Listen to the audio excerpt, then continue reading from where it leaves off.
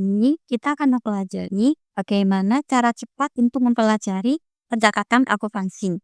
Nah, hal utama yang harus kita pahami adalah bagaimana pencatatan dasar-dasar akuntansinya. Nah, di dalam prinsip dasar akuntansi itu ada 5 kelompok yang harus kita pahami. Bagaimana 5 kelompok ini ketika dia bertambah ada di posisi debit atau di posisi kredit. Nah, ketika dia berkurang ada di posisi debit atau di posisi kredit. Nah, ini yang harus kita pahami. Oke, untuk kelompok yang pertama, nah, ketika harta atau aset perusahaan itu bertambah, maka dia ada di posisi debit. Ketika harta atau aset perusahaan itu berkurang, maka dia ada di posisi kredit.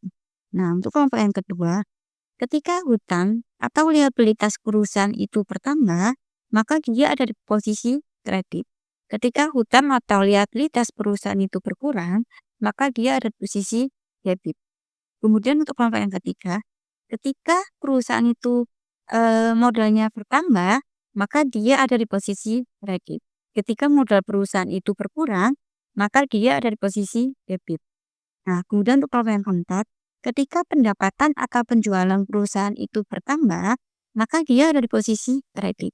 Ketika pendapatan atau penjualan perusahaan itu berkurang, maka dia ada di posisi debit. Nah, untuk kelompok yang kelima, ketika beban atau biaya perusahaan itu bertambah, maka dia ada di posisi debit. Ketika beban atau biaya perusahaan itu berkurang, maka dia ada di posisi kredit. Nah, 5 kelompok ini yang harus kita benar-benar pahami.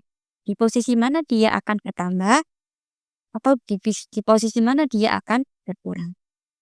Oke, setelah kita memahami prinsip dasar akuntansi dari 5 kelompok ini, harus tahu bagaimana rumus persamaan dasar akuntansinya. Nah, untuk rumus persamaan dasar akuntansi di sini, itu rumusnya adalah harta sama dengan hutang ditambah dengan modal. Nah, ketika perusahaan itu memiliki harta, artinya apa? Hartanya perusahaan itu sama dengan hutang ditambah dengan modal yang dimiliki perusahaan. Oke, sebagai contoh persamaan dasar akuntansi di sini, yaitu misal perusahaan memiliki harta sebesar 100.000. Nah, harta yang dimiliki perusahaan sebesar 100.000 ini diperoleh dari hutang sebesar 30.000 ditambah dengan modal yang dimiliki perusahaan sebesar 70.000. Atau bisa juga harta yang dimiliki perusahaan sebesar 100.000 ini bersumber dari hutang nol. Dia tidak ada hutang, perusahaan tidak punya hutang, tapi berasal dari modal sebesar 100.000. Sehingga pembelian aset sebesar 100.000 ini diperoleh dari modal yang dimiliki oleh perusahaan sebesar 100.000. Apa saja sih yang disebut dengan harta yang dimiliki perusahaan? Nah, untuk harta yang dimiliki perusahaan itu bisa terdiri dari kas dan bank, kemudian piutang usaha, kemudian aset tetap yang dimiliki perusahaan seperti laptop, komputer, kemudian printer, kendaraan, bangunan atau tanah. Nah, itu disebut dengan aset tetap. Kemudian persediaan barang dagang ini juga termasuk dengan harta yang dimiliki perusahaan. Kemudian di sini hutang. Hutang itu apa aja sih? Nah, hutang yang dimiliki perusahaan itu bisa terdiri dari hutang bank, kemudian hutang usaha ke vendor dan lain-lain. Kemudian di sini yang disebut dengan modal itu apa aja sih? Nah, untuk modal di sini itu terdiri dari laba yang dimiliki perusahaan. Nah, untuk komponen laba itu kan diperoleh dari pendapatan atau penjualan yang dimiliki perusahaan. Kemudian beban atau biaya yang dikeluarkan oleh perusahaan dan setoran modal. Nah, ini termasuk dari komponen modal pada persamaan dasar akuntansi. Langkah selanjutnya, setelah kita memahami prinsip dasar akuntansi dan persamaan dasar akuntansinya, kita harus bisa menganalisa transaksi dengan melihat bukti transaksi yang ada di perusahaan. Jadi untuk bukti transaksi sendiri itu ada 4 macam. Yang pertama itu yaitu faktur atau invoice penjualan, di mana bukti transaksi ini berhubungan dengan transaksi penjualan perusahaan. Kemudian untuk yang kedua, ada faktur atau invoice pembelian, di mana bukti ini terjadi atas transaksi pembelian. Kemudian yang ketiga, ada bukti pembayaran listrik, bukti pembayaran air, dan lain-lain. Ini merupakan transaksi atas pengeluaran kas atau bank.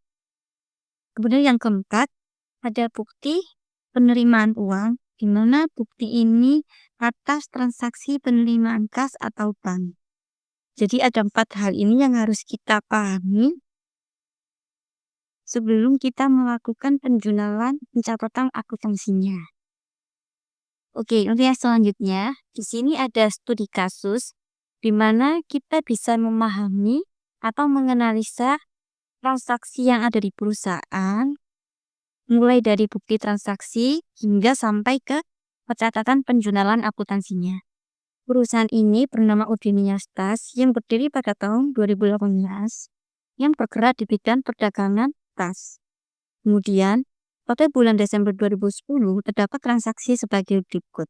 Oke, untuk bukti transaksi yang pertama, bukti transaksi yang kita lihat di sini, ini adalah faktur penjualan yang dikeluarkan oleh PT Andalas kepada Udinias Tas. Sehingga kita bisa identifikasi transaksi tersebut adalah bukti transaksi atas faktur atau invoice pembelian. Nah, di sini sudah menunjukkan bahwa perusahaan Udinias membeli tas kepada PT Andalas sebesar 3 juta secara kredit. Sehingga sebelum kita melakukan pencatatan penjualan akuntansinya, kita harus menganalisa dulu pada kelompok atau akun manakah yang bertambah dan berkurang.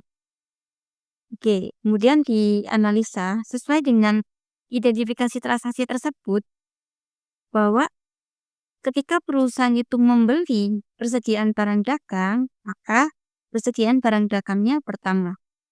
Kemudian, karena pembelian tersebut dilakukan secara kredit, sehingga yang bertambah di perusahaan adalah hutang. Sehingga kita bisa analisa bahwa inti transaksi invoice pembelian ini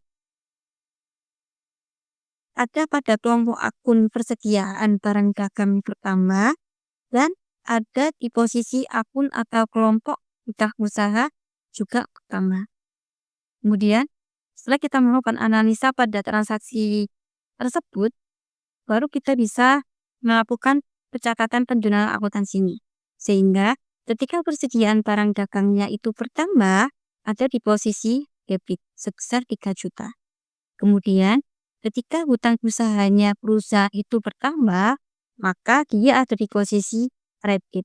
Nah, sehingga di sini hutang usahanya ada di posisi kredit. Sehingga jurnal akuntansi pada transaksi pembelian tas secara kredit ini jurnalnya adalah persediaan barang dagang di sisi debit sebesar 3 juta, hutang usaha bertambah di sisi kredit sebesar 3 juta. Bukti transaksi yang kedua, kita bisa lihat di sini adalah faktur penjualan. Tetapi faktur penjualan ini dikeluarkan oleh Udinias Tas pada Tuku Gembira. Sehingga kita bisa katakan bahwa bukti transaksi tersebut adalah faktur atau invoice atas penjualan.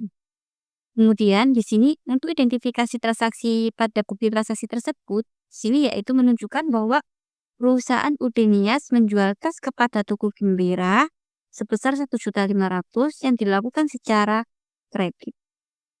Sehingga kita bisa analisa di sini bahwa transaksi tersebut menunjukkan bahwa penjualan perusahaan bertambah, kemudian piutang usaha perusahaan juga bertambah karena penjualan tersebut dilakukan secara kredit. Nah, ketika kita sudah menganalisa transaksi tersebut, baru kita bisa melakukan penjualan pencatatan akuntansinya.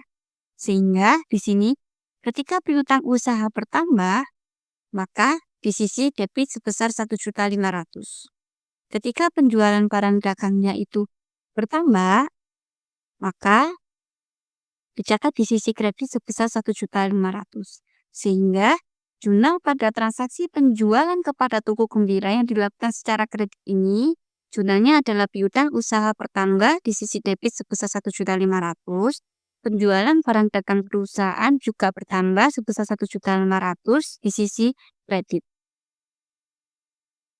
Untuk bukti transaksi yang ketiga, di sini menunjukkan bahwa ada keterangan bukti kas keluar. Sehingga kita bisa katakan bahwa ini adalah bukti kas keluar atau bukti pembayaran perusahaan atas.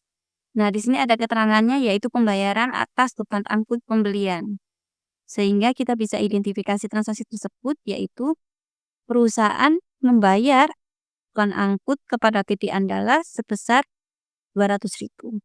Nah, untuk analisa transaksi tersebut, di sini kita bisa katakan bahwa beban angkut perusahaan itu bertambah, kemudian ada kas dan bank perusahaan yang berkurang untuk membayar beban angkut tersebut. Oke, ketika kita sudah menganalisa transaksi tersebut, baru kita bisa melakukan pencatatan ke jurnal akuntansinya. Nah, di sini beban angkut bertambah di sisi debit senilai 200.000. Kemudian karena kas atau banknya ini berkurang, sehingga di sini kas atau bank ada di posisi kredit sebesar 200.000. Sehingga jurnal akuntansi pada transaksi pembayaran beban angkut ini dijurnal dengan beban angkut di posisi debit sebesar 200.000, kemudian kas dan bank berkurang di sisi kredit sebesar 200.000. Di transaksi yang keempat, di sini kita lihat bahwa ada bukti kas masuk dengan keterangan pembayaran piutang dagang atas penjualan kredit. Sehingga kita bisa katakan bahwa bukti ini adalah bukti kas masuk atau penerimaan uang atas pelunasan piutang dagang. Sehingga kita bisa identifikasi transaksi tersebut bahwa perusahaan menerima pembayaran atau menerima uang dari PT Pentas Jaya sebesar Rp1.528.800. Kita bisa analisa, ketika perusahaan itu menerima uang dari PT Pentas Jaya, artinya kas atau bank perusahaan itu kemudian penerimaan uang tersebut adalah atas pelunasan piutang, sehingga piutang usaha pada PT Pentas Jaya ini berkurang. Piutang usaha perusahaan kurang. Kemudian kita bisa catat untuk akuntansinya.